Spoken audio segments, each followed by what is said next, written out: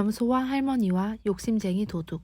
악명 높은 스칼렛 도적은 새 왕국의 모든 귀족 저택에서 도둑질을 해왔다.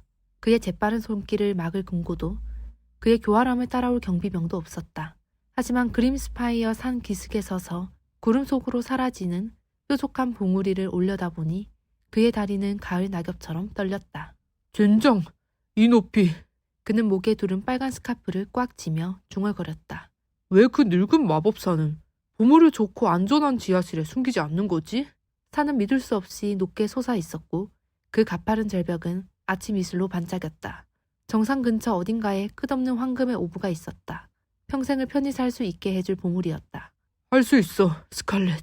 그는 등에 맨 등반 장비를 두드리며 스스로에게 말했다. 그냥 아래를 보지 마. 그는 등반을 시작했고 손가락으로 가장 작은 틈새도 잡아냈다. 20피트 올라갔을 때 그는 실수로 아래를 내려다보았다. 땅이 빙글빙글 돌며 그에게 달려오는 것 같았다. 자비로운 신들이시여.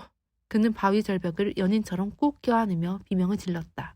지나가던 독수리가 그를 판단하는 듯한 눈빛으로 바라보았다. 하루 종일 거기 매달려 있을 거야? 아니면 실제로 등반할 계획이야? 거친 목소리가 들려왔다. 스칼렛 도적은 머리를 획 들어 위쪽 바위턱에 앉아있는 노파를 보았다. 그녀는 다리를 꼬고 앉아 매우 긴 스카프로 보이는 것을 차분히 뜨개질하고 있었고 은빛 머리카락은 단정한 올림머리로 묶여 있었다. 저는 전략을 세우고 있는 중입니다. 그는 여전히 바위에 달라붙은 채 더듬거렸다. 전략이라고? 노파가 코웃음을 쳤다. 놀란 다람쥐 같아 보이는구먼. 그녀는 뜨개 바늘로 그를 가리켰다. 오브를 잡고 있는 거지. 황금을 꿈꾸는 모든 바보들이 내 산에 오게 되어 있지. 당신의 산이라고요? 도적은 한 손을 떼어 가면을 고쳤었다. 당신은 누구시죠? 염소 그레타라고 하지. 그녀가 자랑스럽게 말했다. 이 바위에서 37년을 살았어. 산 밑에서 정상까지 모든 손잡이를 알고 있지. 도적의 눈이 반짝였다. 우리가 거래를 할 수 있을 것 같은데요. 제 획득물에 대해서는 꽤 간대하답니다. 그레타가 깔깔 웃었다. 오, 난 내 황금을 원하지 않아, 소년. 하지만 난 재미있는 구경을 좋아하지. 내 바지에 오줌을 싸지 않고 여기까지 올라오면 내 지름길을 보여줄지도 모르겠네. 새로운 결심으로 스칼렛 도적은 이마에 땀방울이 맺힌 채 조금씩 위로 올라갔다. 마침내 그가 바위턱으로 몸을 끌어올렸을 때 그레타는 뜨개질을 마무리하고 있었다. 축하해. 그녀가 건조하게 말했다.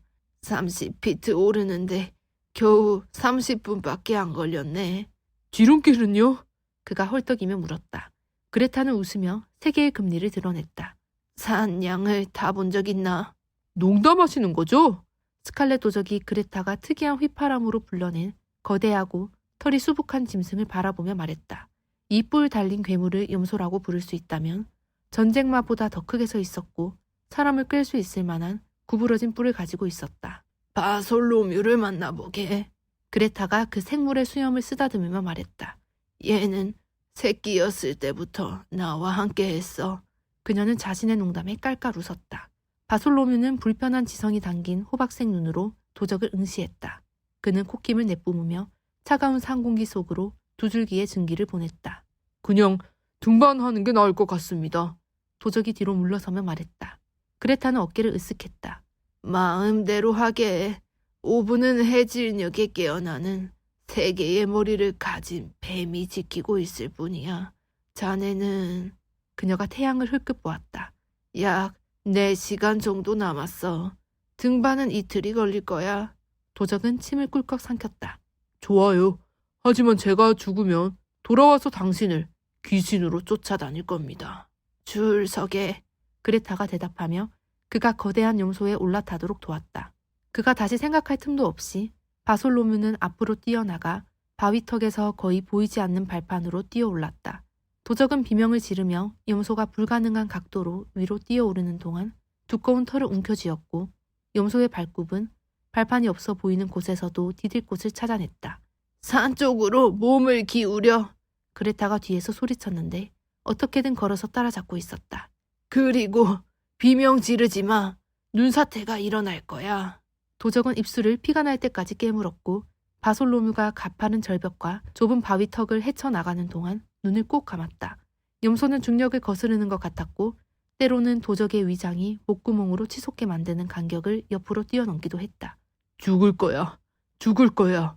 그는 주문을 외듯 중얼거렸고 그의 유명한 용기는 어디에서도 찾아볼 수 없었다. 눈을 떠, 이 겁쟁이야. 그레타가 외쳤다. 멋진 경치를 놓치고 있잖아. 마지못해 그는 한쪽 눈을 살짝 떴다. 그리고 즉시 후회했다. 그들은 바솔로뮤의 발굽보다 겨우 넓은 능선을 가로지르고 있었고 양쪽으로는 수천 피트의 낭떠러지가 있었다. 아래의 왕국들은 아이들의 장난감 지도처럼 보였다. 도착했어. 바솔로뮤가 정상 근처에 놀랍도록 평평한 고원으로 달려가자 그레타가 발표했다. 마법사의 금고야. 스칼렛 도적은 염소에서 미끄러져 내렸고 그의 다리는 갓 태어난 새끼 사슴처럼 후들거렸다. 그는 벌집 모양의 작은 돌 구조물을 올려다보기 전에 단단한 땅에 입을 맞췄다. 이게 전부예요? 더 인상적인 뭔가를 기대했는데. 그는 빨간 스카프를 바로 잡으며 침착함을 되찾았다. 상관없어요. 어떤 자물쇠도 내 손길을 거부할 수 없죠. 3개의 머리를 가진 뱀은요? 그가 불안하게 주위를 둘러보며 물었다. 그레타는 무시하듯 손을 흔들었다. 그 오래된 이야기. 뱀은 없어. 도적의 어깨가 편안해졌다. 거기서 날 걱정시켰네요. 사실은 4개의 머리를 가진 와이번이야. 그녀가 태연하게 정정했다. 하지만 북쪽 봉우리에 있는 어머니를 방문 중이야. 가족 모임이거든. 도적이 이 정보를 처리하기도 전에 그는 이미 금고문 앞에 있었고 그의 전설적인 손가락들이 고대의 자물쇠를 다루고 있었다. 만족스러운 딸깍 소리와 함께 문이 열렸다. 안에는 신비한 빛에 둘러싸인 사과 크기의 황금 구체가 공중에 떠 있었다.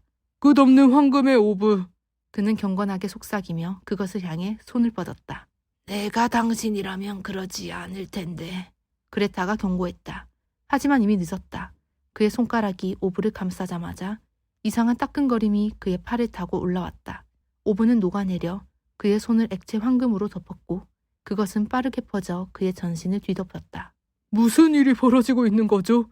그는 황금이 그의 주위에서 굳어가는 것을 공포에 질려 바라보며 외쳤다. 그건 끝없는 황금의 오브가 아니야. 그레타가 한숨을 쉬었다. 황금 결말의 오브야. 탐욕스러운 도둑들을 황금 조각상으로 바꿔버리지. 경고하려고 하지만 아무도 듣지 않아. 도적은 황금이 그의 목을 타고 올라오는 것을 말없이 공포에 질려 바라볼 수밖에 없었다. 그렇게 침울해하지 마. 그레타가 빠르게 굳어가는 그의 어깨를 토닥이며 말했다. 내 컬렉션에 멋진 추가품이 될 거야.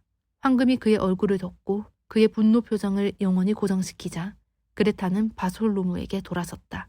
이제 23개네. 그녀가 염소의 귀를 긁으며 말했다. 내 조각상 정원에 입장료를 받기 시작해야 할까? 바솔로뮤는 그레타가 뜨개질 바늘을 꺼내 가장 새로운 황금 도적에 기대앉자 동의하듯 울었다. 재미있는 건 말이야. 그녀는 염소에게 생각에 잠겨 말했다. 진짜 보물은 우리가 올라오는 길에 지나친 그 속이 빈 바위에 있었어. 왕국 하나를 살 수 있을 만큼의 에메랄드가 있었지. 그녀는 어깨를 으쓱했다. 하지만 그들에게 그걸 말해주는데 무슨 재미가 있겠어? 해가 산 너머로 지면서 고원 위로 긴 그림자를 들이우는 동안 그레타는 뜨개질을 계속했고 명백한 것 너머를 보는 법을 배우지 못한 탐욕스러운 바보들로 이루어진 반짝이는 황금 정원에 둘러싸여 있었다.